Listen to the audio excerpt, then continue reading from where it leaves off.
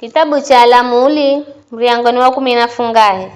Mika na mama manatengeza vizuka. Kukoka iza mirima ya Efraimu, kwereko na mwana mlume mwenga reifa Mika.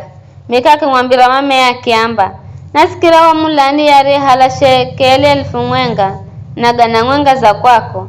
Haya beni nazo mimi, ndimi niriezi hala. Mama yake mwamba, bwana na kuhase mwanangu. Mika humo ujira za fedha 1000 mwenga, na gana mwenga ya mama yake amba. Nina zimbo za fedha zizi kwa bwana, ili mwanangu azihumikire kutengezera kizuka cha kutsonga na kizuka cha chuma cha kuyeyushwa kwa visho na kuujira. Bai Mika kimuujira mama yeze fedha, mama yake zihala akivula shekeli 200 akimpa msanyo wa fedha, akitengeza kizuka cha kutsonga na cha chuma cha kuyeyushwa. Vitu vivi vikihalo vikiko nyumbani mwa Mika. Vikara Mika uri anapala, baya akitengeza kisibao cha mlombe na vizuka.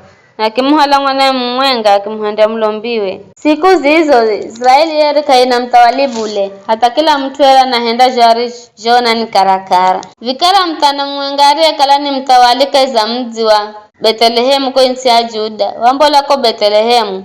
Aikala na mala hatu hangini hakuishi. Ariho kala akuendani. Akimbolera nyumbani mwa Mika. Kaiza yo mirima Efraimu. Mika kimuza.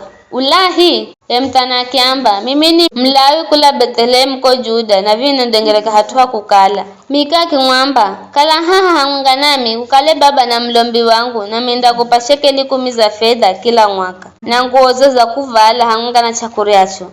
Mlawi akikubali Mika kimuhalira here mwanawe wa kumjala.